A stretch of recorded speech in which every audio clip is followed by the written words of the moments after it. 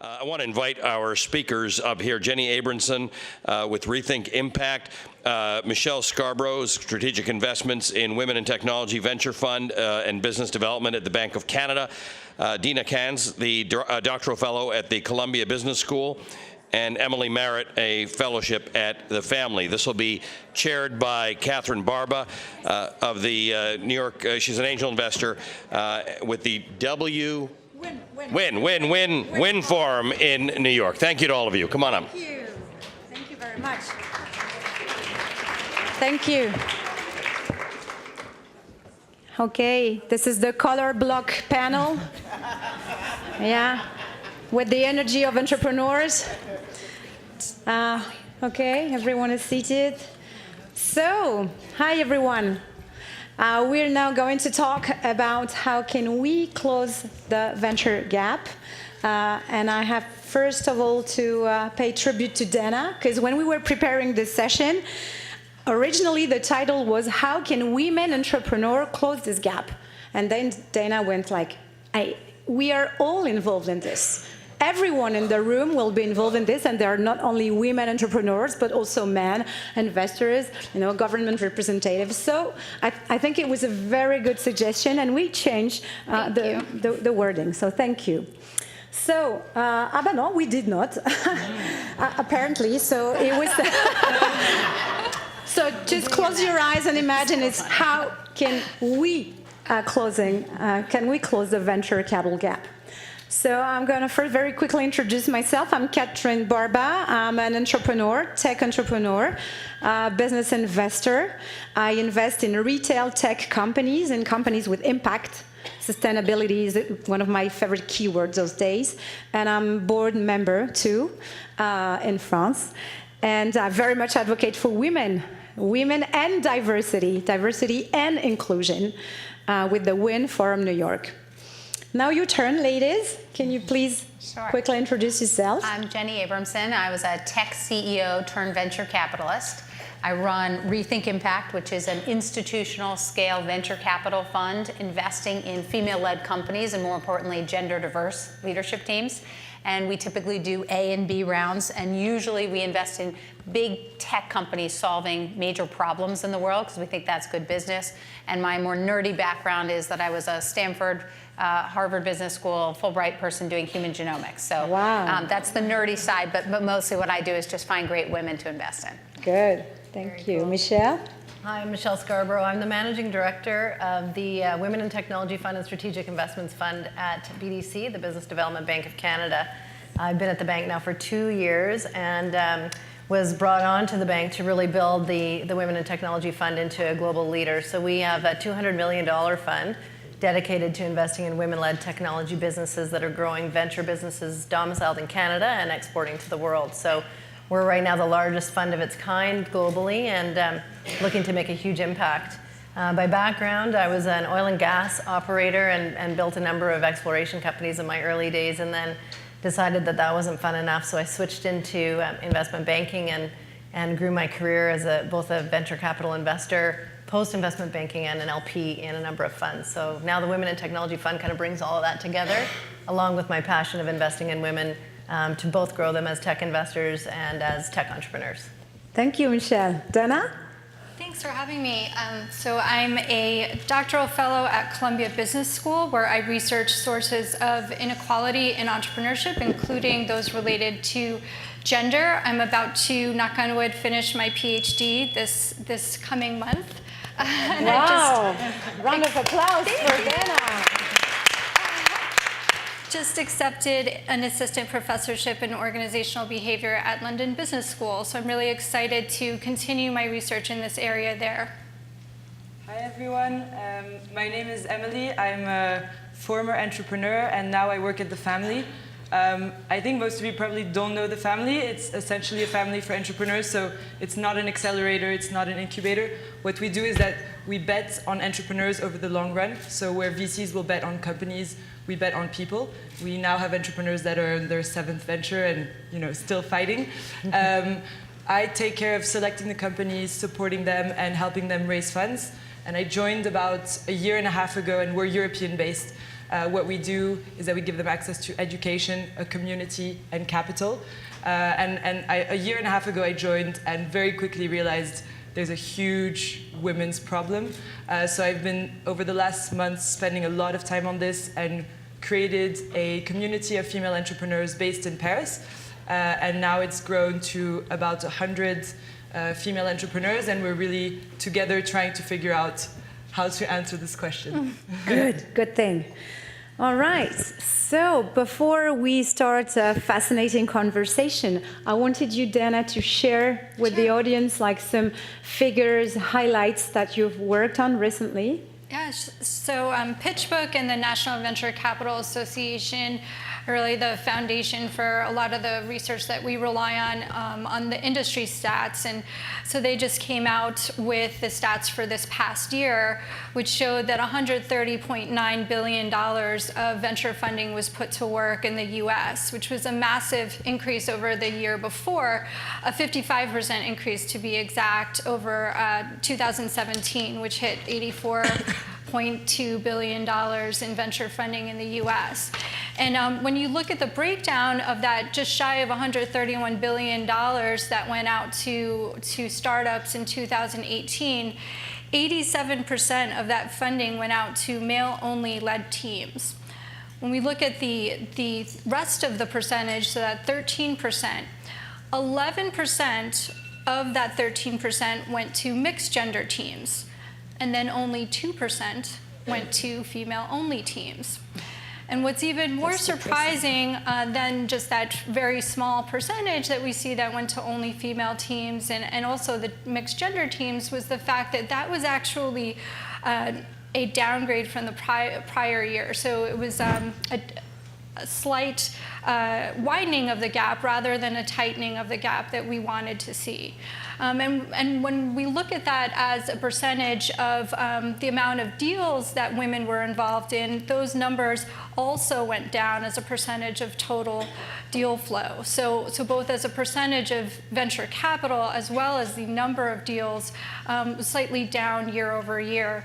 So we could talk about some of the contributing factors and levers that we can pull in this dialogue, and I think that there are a number of different sources of excitement that we can look at too. I think those are going to have to play out over the coming years, but we just haven't seen those tides turn in terms of the aggregate numbers year over year just yet. Oh my God, I try to keep smiling, but when I hear you, I'm like quite depressed. But I take your, you know what, I take your figures as a wake-up call. You know, and that leads me to the first question. I have 3 questions for you, and then one for you in the audience. So, okay. So first question is why? Why are women underfunded, and why has the situation even worsened during the last year? Can you just starting, Jenny? Yeah, I mean, Please. it's something near and dear to my heart. My mom actually was a venture capital investor investing in women more than 20 years ago. Wow, and pioneer. When I was sitting as a CEO, as a female CEO, obviously, of a tech company, and I being the only person sort of in various stages and contexts, and I thought, this is odd, right? There are all these amazing women that I have spent time with. How is this possible? And I looked up at the data and saw that it had gone down in 20 years, not up, despite the fact that when you look at graduate school, you know, and all the other numbers that should put it up have gone up. And I think that a lot of it comes down to the fact that venture capital really is a pattern recognition business, right? And you don't have perfect data when you're analyzing these businesses. And so you're looking for patterns or people who remind you of yourself. And my partner, who's on the West Coast, and I are among the less than 11% of venture capital investors who are decision makers in firms who are women. So it's not shocking that when you have so many less women in a position that less dollars are going. And the same is true, frankly. It's not just about gender. It's about all kinds of diversity. And the numbers are, frankly, worse when you look at other types of diversity. What's interesting is when you look at the numbers of firms in the U.S., I think the latest number I saw was 706 firms in the U.S., but regardless of the number, you know, 40% of those don't have a single female partner. And the majority that have any female partner only have one. And there's all sorts of interesting research on what happens when you only have one woman at a table.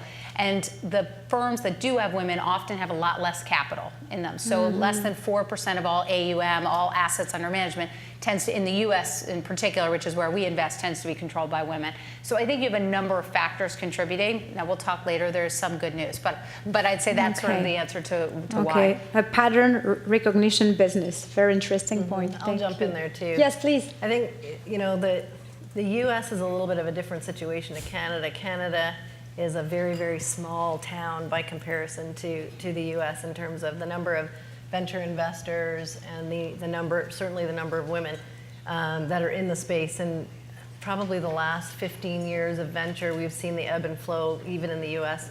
But the number of women, because we have a smaller number of funds in Canada, BDC is one of the largest LPs in the country as well, and we've got about 67 relationships with general partners across the country. Most of them, or nearly all of them, domiciled in Canada. And of those organizations, the number of female GPs is very, very small. But what we are seeing now, and the government has been doing a fantastic job of really putting diversity and gender diversity in particular at the top of the platform. So what we are seeing now are firms that are starting to take a really good hard look at who is coming up the ranks of their firms. Are they at the associate level? Are they at the principal level that they can grow up? But that only is just starting to happen. So yes, it is a pattern recognition business for sure.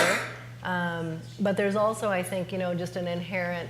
There's just been an inherent lack of women that have chosen that path in history, certainly in my experience, because, you know, I was one of 5, I think, at one point in Canada alone.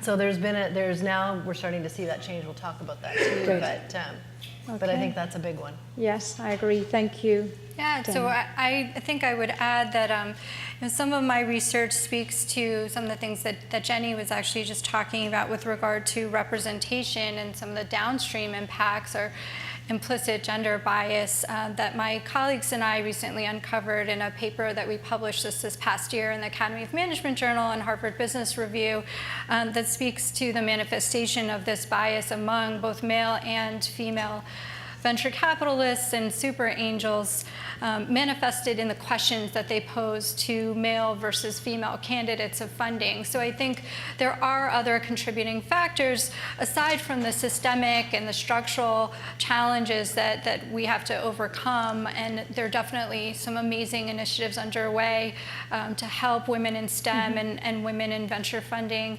and increase that representation. But until we see those numbers play out, I think there are these gender stereotypic expectations that a successful venture-funded CEO looks like, you know, this archetypal young white male, Stanford-educated founder. And so until we're able to actually get that representation up in terms of on the entrepreneur side, we are also faced with this implicit bias that plays out in these different ways, whether it comes to the questions that we pose or the different factors that make their way into our investing decision-making processes. And I think that there are definitely forward-thinking venture funds underway right now that are changing those levers and you know, improving these processes so that they can eradicate these irrational inputs into their decision-making processes. Okay. Dana, can we find this article you mentioned in Harvard Business Review? Can you say how we can, what's the name of it?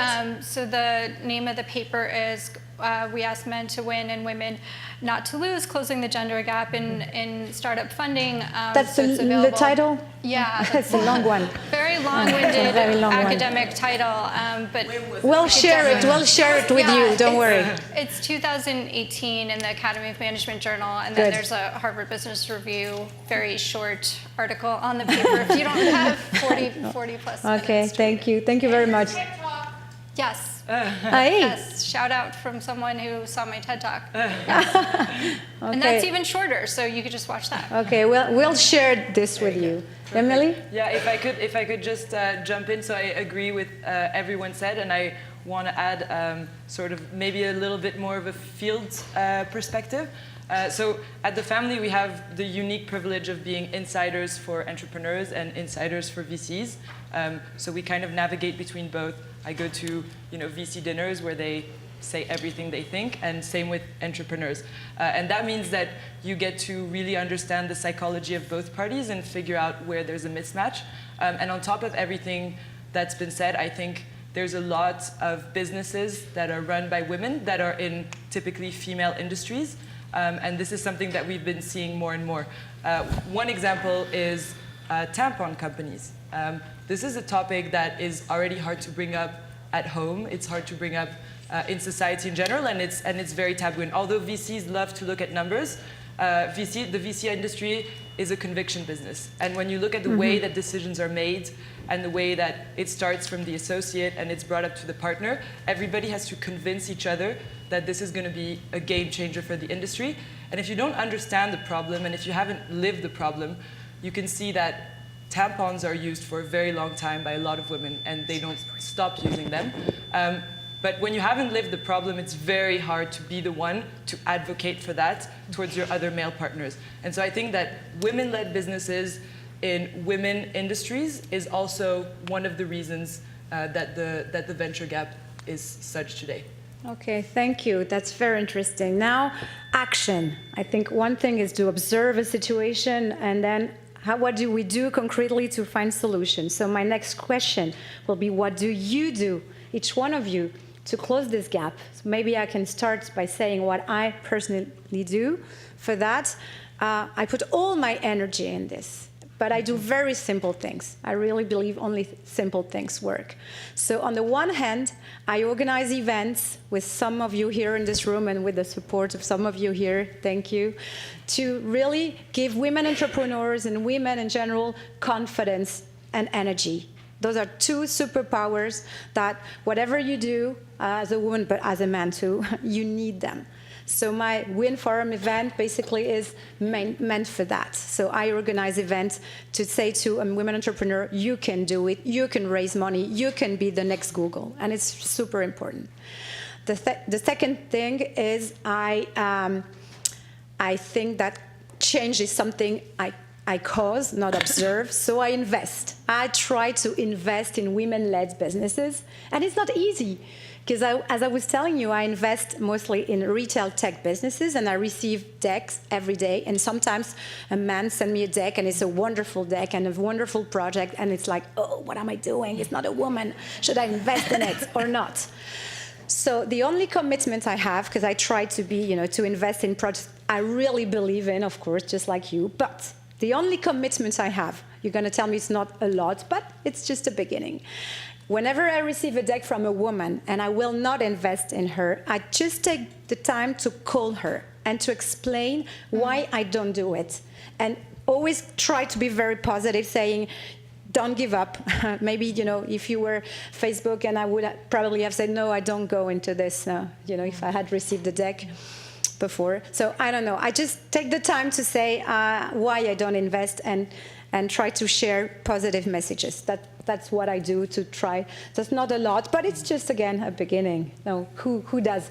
Emily, tell us what you do. Sure. So I think what's been really fascinating hearing the discussions today is figuring out what happens at the governmental level, at the organizational level. And really, what it comes down to for me is that there's two ways to address the gender gap. One is addressing the structural systemic issues, which is what I've been really impressed by today, how to create a gender equality index, what the Minister of Labor in France is also doing for the country, and just putting things into place so that we can slowly educate and change perspective. That's one thing that takes a long time. I'm a millennial, so I'm impatient. I have a short attention span, and thus I want things to happen quickly. I tried to work in a big corporate. I had to leave because I need things to happen now. So, so what I do today is really think, we heard, Dana, your stats, the 2%. I mean, 2% means by default, and I really I don't care about any argument, but by default that there's low-hanging fruit. It can't be that there's not low-hanging fruit when the stat is 2%. And so what I do is that I, sort of made a mental image of what's happening. And on one hand, there's women, and on one hand, there's men. And if she's the CEO and he's the investor, we need to figure out a way for them to meet. Ideally, they meet in the middle. In reality, they don't meet in the middle. When they don't meet, there's no investment. And so what needs to happen, for me, it's like a cultural gap, right? Between men and women, it's as if they're from two different cultures. You don't judge cultures hierarchically. You don't say one culture is better than the other, but they're different. And I'm here to be the translator. I'm here to make sure that it's not about our ego. It's not about, we're women, so we need to just be ourselves and good things will happen. No. Fundraising is an act within a company's journey. It's not the end goal, nor should it be the end goal. It's just a step. And so how do you just get through that step as quickly as possible so that you can build an impactful company? And so what I do is so simple, and it's like you said, you just spend time. So when there's a female CEO, I spend 3 times the amount of time with her, and that means that she calls you on weekends and she says, she asks questions that are, that seem less important, but it's actually all about confidence, and that's what you're saying. Just being there as a support system allows you to build the confidence necessary and give the tools necessary so that a female entrepreneur can be understood by a male investor. So I think time and energy and being the translator between these two is really a very hands-on and concrete way to increase from the 2% to 3-4%. Good. I love the idea of translation. It's very interesting. Michelle, tell us what you do to close this gap. It's so big. It's so big. The reason why we went, our fund initially was 70 million, and we went back to the board of directors of BDC and to the government and said, look, for $70 million, we can't get out of bed. If we really want to change the way that this system works, we need to do things differently. So we need a fund that is of a size that we can actually deliver on the mandate. We can actually increase the number of women in technology in the leadership positions. We can increase the number of women GPs at the partner level, and we can build a sustainable ecosystem that will stand the test of time. You can't do that with no dollars. So when we got the $200 million envelope, we said, okay, let's do those 3 things. So on the direct side of the business, which is where we spend the vast majority of our time, we invest from seed to scale. We invest in companies that have a woman in their C-suite, not necessarily a founder or co-founder only, and not necessarily only the CEO. So we look to graduate leaders, and we want to invest in a leadership team that has diversity, both gender and otherwise, because those are the teams that are going to be successful, and we've heard that over and over again today. We also invest sector agnostically and opportunistically. So we will look at broad sectors where we think there is an opportunity to grow a very successful business in a global market and to generate a return back to the shareholder. In this case, our shareholder is the Government of Canada. But we have an obligation to return that capital back and to create the virtuous cycle for those entrepreneurs to generate capital and wealth for themselves so that they can then repeat the cycle. Okay. With GPs, it's the same thing. Invest in emerging GPs that are women-led GPs that, again, are going to go from Fund 1 to Fund 2 and so on, and hopefully create, again, a virtuous cycle of ecosystem, and then underlying that is the whole sustainable crew. The one thing that we are doing that you would see that would be unique to some of the big funds like KKR and Andreessen and so on is that we are developing a platform approach. So we have and are in the process of hiring more venture partners with skills-based expertise that sit outside of Canada but are Canadian expats that have expertise in HR, sales and marketing, finance to help drive the bus of those companies.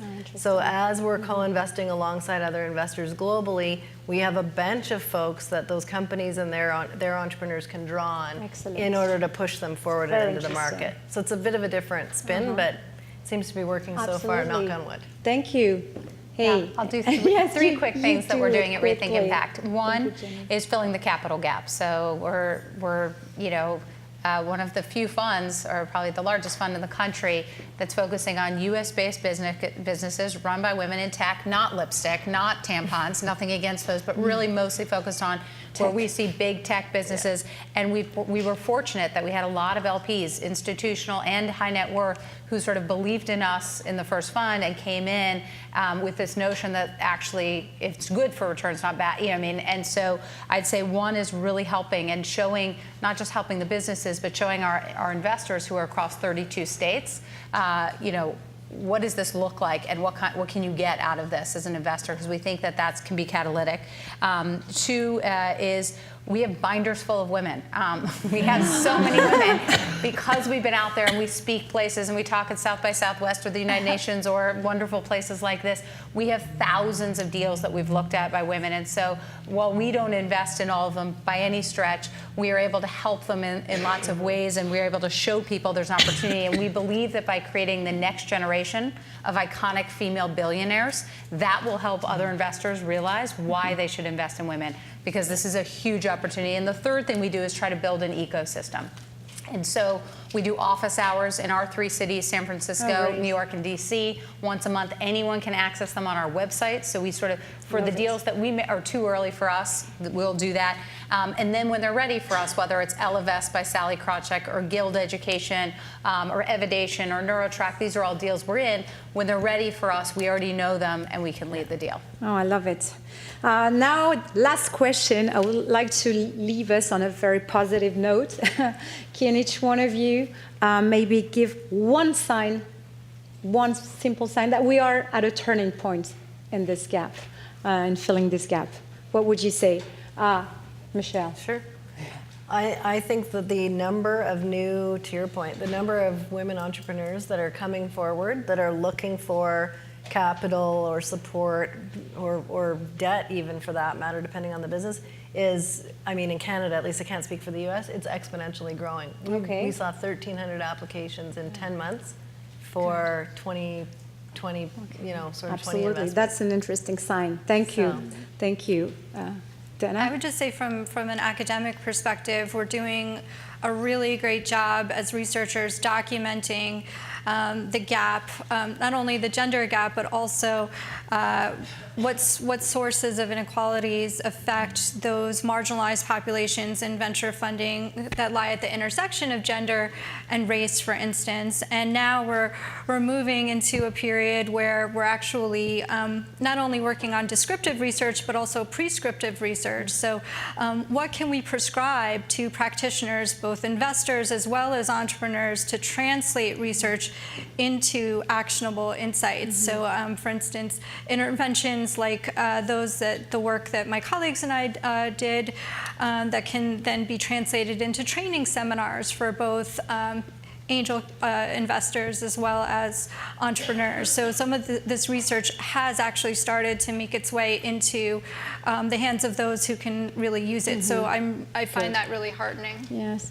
Thank you. And yeah, I would just say very quickly, ecosystem maturity, I really see this in a geographical perspective. You can't, I mean, I'm based in Europe, and it's hard for us to relate to what happens in the US because you have inspiring people within your ecosystem that then feed information to the next generation of entrepreneurs.